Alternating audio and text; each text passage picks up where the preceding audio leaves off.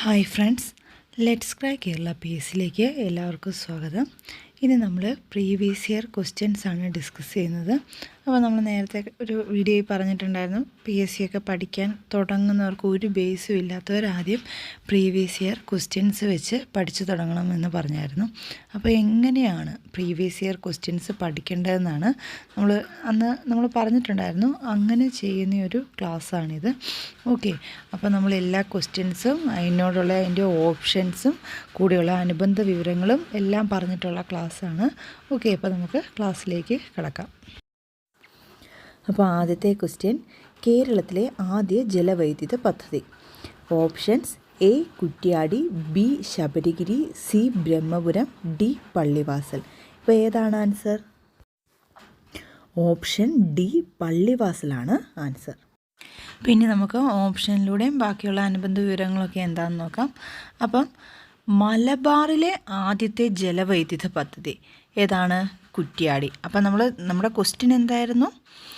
കേരളത്തിലെ ആദ്യ ജലവൈദ്യുത പദ്ധതി ഏതാണ്? പള്ളിവാസൽ. അപ്പം കുറ്റ്യാടി എന്താണ്?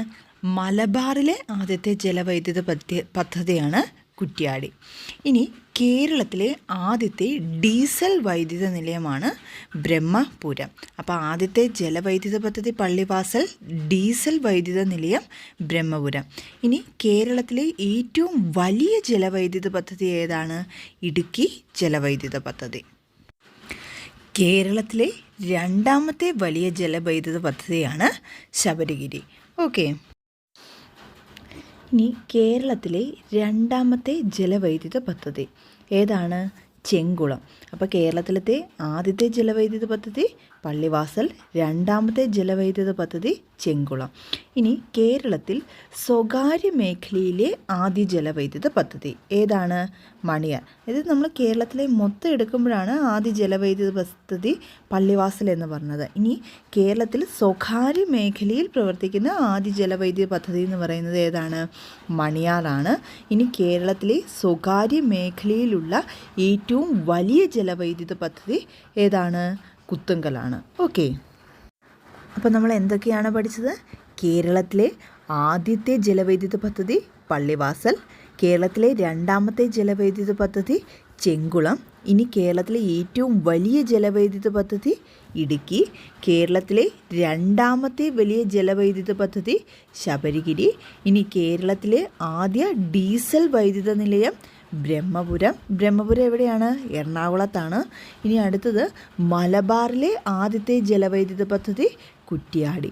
ഇനി സ്വകാര്യ മേഖലയിലെ ആദ്യ ജലവൈദ്യുത പദ്ധതി മണിയാർ, സ്വകാര്യ മേഖലയിലുള്ള ഏറ്റവും വലിയ ജലവൈദ്യുത പദ്ധതി കുത്തുങ്കൽ. ഓക്കെ, ഈ മണിയാറും കുത്തുങ്കലും കേരളത്തിലെ കാര്യമാണ്. കേരളത്തിലെ സ്വകാര്യ മേഖലയിലെ ആദ്യത്തെ ജലവൈദ്യുത പദ്ധതിയാണ് മണിയാർ. കേരളത്തിലെ സ്വകാര്യ മേഖലയിലുള്ള ഏറ്റവും വലിയ ജലവൈദ്യുത പദ്ധതിയാണ് കുത്തുങ്കൽ. ഓക്കെ, രണ്ടാമത്തെ ക്വസ്റ്റ്യൻ, കേരളത്തിൽ ജനസാന്ദ്രത ഏറ്റവും കുറഞ്ഞ ജില്ല. Option A Pathanamthitta, option B Idukki, C Wayanad, D Alappuzha. Answer option B Idukki. കേരളത്തിലെ ജനസാന്ദ്രത ഏറ്റവും കൂടുതലുള്ള ജില്ല തിരുവനന്തപുരം. അപ്പം ജനസാന്ദ്രത ഏറ്റവും കുറവുള്ളത് ഇടുക്കി, ജനസാന്ദ്രത ഏറ്റവും കൂടുതലുള്ളത് തിരുവനന്തപുരം. ഇനി ജനസംഖ്യ ഏറ്റവും കൂടുതലുള്ള ജില്ല മലപ്പുറം, ജനസംഖ്യ ഏറ്റവും കുറഞ്ഞ ജില്ല വയനാട്. ഇനി ജനസംഖ്യ വളർച്ച നിരക്ക് കൂടിയ ജില്ല മലപ്പുറം. ജനസംഖ്യ വളർച്ചാ നിരക്ക് കുറഞ്ഞ ജില്ല പത്തനംതിട്ട. ഇനി ജനസംഖ്യ കൂടിയ താലൂക്ക്, നമ്മൾ മുമ്പേ പറഞ്ഞത് ജില്ലയായിരുന്നു, ഇപ്പോൾ ജനസംഖ്യ കൂടിയ താലൂക്ക് കോഴിക്കോട്, ജനസംഖ്യ കുറഞ്ഞ താലൂക്ക് മല്ലപ്പള്ളി. അടുത്തത് സ്ത്രീ പുരുഷ അനുപാതം കൂടിയ ജില്ല കണ്ണൂർ, സ്ത്രീ പുരുഷ അനുപാതം കുറഞ്ഞ ജില്ല ഇടുക്കി. ഏറ്റവും വലിയ ജില്ല പാലക്കാട്, ഏറ്റവും ചെറിയ ജില്ല ആലപ്പുഴ, സാക്ഷരതാ നിരക്ക് കൂടിയ ജില്ല പത്തനംതിട്ട, സാക്ഷരതാ നിരക്ക് കുറഞ്ഞ ജില്ല പാലക്കാട്. അപ്പോൾ നമ്മൾ എന്തൊക്കെയാണ് പഠിച്ചത്? കേരളത്തിലെ ജനസാന്ദ്രത ഏറ്റവും കുറവുള്ള ജില്ല ഇടുക്കി. ജനസാന്ദ്രത ഏറ്റവും കൂടിയ ജില്ല തിരുവനന്തപുരം. ജനസംഖ്യ ഏറ്റവും കൂടുതലുള്ള ജില്ല മലപ്പുറം. ജനസംഖ്യ ഏറ്റവും കുറവുള്ള ജില്ല വയനാട്. പിന്നെ ജനസംഖ്യ വളർച്ചാ നിരക്ക് കൂടിയ ജില്ല മലപ്പുറം. ജനസംഖ്യ വളർച്ചാ നിരക്ക് കുറഞ്ഞ ജില്ല പത്തനംതിട്ട. ജനസംഖ്യ കൂടിയ താലൂക്ക് കോഴിക്കോട്.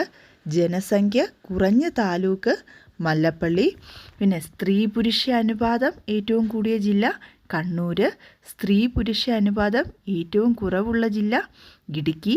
സാക്ഷരതാ നിരക്ക് ഏറ്റവും കൂടിയ ജില്ല പത്തനംതിട്ട. സാക്ഷരതാ നിരക്ക് ഏറ്റവും കുറഞ്ഞ ജില്ല പാലക്കാട്. കേരളത്തിലെ ഏറ്റവും വലിയ ജില്ല പാലക്കാട്. ഏറ്റവും ചെറിയ ജില്ല ആലപ്പുഴ. ഓക്കെ. ക്വസ്റ്റ്യൻ 3. കേരളത്തിൻ്റെ മാഗ്ന കാർട്ട എന്നറിയപ്പെടുന്ന സംഭവം. ഓപ്ഷൻ എ മിശ്രഭോജനം. ഓപ്ഷൻ ബി ചാന്നാർ ലഹള. സി വൈക്കം സത്യാഗ്രഹം. ഡി ക്ഷേത്രപ്രവേശന വിളംബരം. ഏതാണ് ആൻസർ? ആൻസർ ക്ഷേത്രപ്രവേശന വിളംബരം.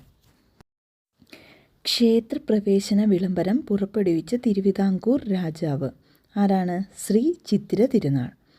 ക്ഷേത്രപ്രവേശന വിളംബരം നടത്താൻ രാജാവിനെ ഉപദേശിച്ചത് ആരാണ്? CP രാമസ്വാമി അയ്യർ. ഇനി ക്ഷേത്രപ്രവേശന വിളംബരം എഴുതി തയ്യാറാക്കിയതാരാണ്? ഉള്ളൂർ S പരമേശ്വരയ്യർ. ഓക്കെ. ക്ഷേത്രപ്രവേശന വിളംബരം പുറപ്പെടുവിച്ച വർഷം 1936 നവംബർ 12. ഓക്കെ. ഇത് നോക്കി വെച്ചോണം, ഇതെപ്പോഴും ചോദിക്കുന്നൊരു ക്വസ്റ്റ്യനാണ്.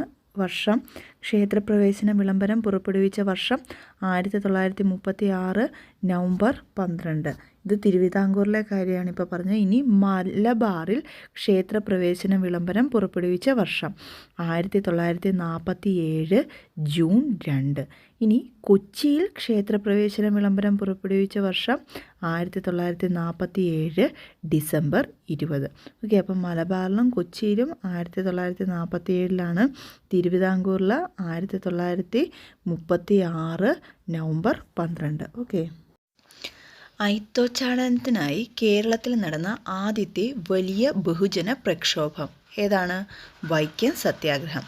വൈക്കം സത്യാഗ്രഹം ആരംഭിച്ച വർഷം 1924 മാർച്ച് 30. ഇനി 1924 മാർച്ച് 30 സത്യാഗ്രഹം ആരംഭിച്ച വ്യക്തികൾ ആരൊക്കെയാണ്? കുഞ്ഞാപ്പി, ബാഹുലേയൻ, ഗോവിന്ദപ്പണിക്കർ. അതായത് പുലയ, ഈഴവ, നായർ സമുദായത്തിലെ അംഗങ്ങളാണിവർ. ആരൊക്കെയാണ്? കുഞ്ഞാപ്പി, ബാഹുലേയൻ, ഗോവിന്ദപ്പണിക്കർ. വൈക്കം സത്യാഗ്രഹം അവസാനിച്ചത് 1925 നവംബർ 23. ഇനി വൈക്കം സത്യാഗ്രഹത്തിൻ്റെ കാലയളവ് 603 ദിവസം. ഇനി വൈക്കം സത്യാഗ്രഹത്തെ അനുകൂലിച്ച് വൈക്കത്ത് നിന്നും തിരുവനന്തപുരത്തേക്ക് സവർണ ജാഥ സംഘടിപ്പിച്ച വ്യക്തി ആരാണ്? മന്നത്ത് പത്മനാഭൻ. അപ്പോൾ സവർണ ജാഥ ഏത് സത്യാഗ്രഹവുമായി ബന്ധപ്പെട്ടാണ് നടന്നത്? വൈക്കം സത്യാഗ്രഹവുമായി ബന്ധപ്പെട്ടാണ് നടന്നത്. സവർണ ജാഥ സംഘടിപ്പിച്ചത് മന്നത്ത് പത്മനാഭൻ. മാറുമറയ്ക്കൽ ആവശ്യപ്പെട്ട് തിരുവിതാംകൂറിൽ നടന്ന പ്രക്ഷോഭം ഏതാണ്? അതാണ് ചാന്നാർ ലഹള. എല്ലാ ജാതിയിൽപ്പെട്ട സ്ത്രീകൾക്കും മേൽവസ്ത്രം ധരിക്കാൻ അനുവാദം നൽകിയ ദിവസം 1859 ജൂലൈ 26. അതിന് അനുവാദം നൽകിയ തിരുവിതാംകൂർ രാജാവാനാണ്? ഉത്രം തിരുനാൾ മാർത്താണ്ഡവർമ്മ. ഈ ചാന്നാർ ലഹള തന്നെയാണ് മേൽമുണ്ട് സമരം, മാറുമറയ്ക്കൽ സമരം എന്നൊക്കെ പേരുകളിൽ അറിയപ്പെടുന്നത്. മിശ്രഭോജനം നടത്തിയ നവോത്ഥാന നായകൻ ആരാണ്? സഹോദരൻ അയ്യപ്പൻ. കേരളത്തിലെ ആദ്യത്തെ വർത്തമാന പത്രം. Option A Deepika, B Kerala Darppanam, C Rajyasamacharam, D Kerala Pathrika. ഏതാണ് ആൻസർ? ആൻസർ രാജ്യസമാചാരം. രാജ്യസമാചാരം പ്രസിദ്ധീകരിച്ചത് ഡോക്ടർ ഹെർമൻ ഗുണ്ടർട്ട്. കേരളത്തിൽ ഇപ്പോഴും പ്രസിദ്ധീകരണം തുടരുന്ന പത്രങ്ങളിൽ ഏറ്റവും പഴക്കമുള്ളത് ദീപിക. മലയാള പത്രപ്രവർത്തനത്തിൻ്റെ പിതാവ് ചെങ്കുളത്ത് കുഞ്ഞിരാമ മേനോൻ. 5ാമത്തെ ക്വസ്റ്റ്യൻ. മലബാർ സിമൻറ്റ് ഫാക്ടറി സ്ഥിതി ചെയ്യുന്നത് എവിടെ? Option A Nattakam, B Punalur, C Walayar, D Shoranur. ഏതാണ് ഉത്തരം? ആൻസർ ഓപ്ഷൻ സി വാളയാറാണ്. കേരളത്തിലെ ആദ്യ പേപ്പർ മിൽ സ്ഥാപിച്ചത് പുനലൂർ. പിന്നെ ട്രാവൻകൂർ സിമെൻറ്റ് ലിമിറ്റഡ് സ്ഥിതി ചെയ്യുന്നത് നാട്ടക. അപ്പോൾ കുറച്ച് പ്രീവിയസ് ഇയർ ക്വസ്റ്റ്യൻസും അവയുടെ അനുബന്ധ വിവരങ്ങളുമാണ് നമ്മൾ ഡിസ്കസ് ചെയ്തത്. അപ്പോൾ ഇനി ഇങ്ങനത്തെ പ്രീവിയസ് ഇയർ ക്വസ്റ്റ്യൻസും ഇതിന് റിലേറ്റഡ് ഫാക്ട്സും നമ്മൾ അപ്ലോഡ് ചെയ്യുന്നതായിരിക്കും. ഓക്കെ, അപ്പോൾ ഈ വീഡിയോ ഇഷ്ടമായിട്ടുണ്ടെങ്കിൽ ഒന്ന് ലൈക്ക് ചെയ്യുക. പിന്നെ ചാനൽ ഇതുവരെ സബ്സ്ക്രൈബ് ചെയ്യാത്തവരുണ്ടെങ്കിൽ ഒന്ന് സബ്സ്ക്രൈബ് ചെയ്യുക. Okay, thank you.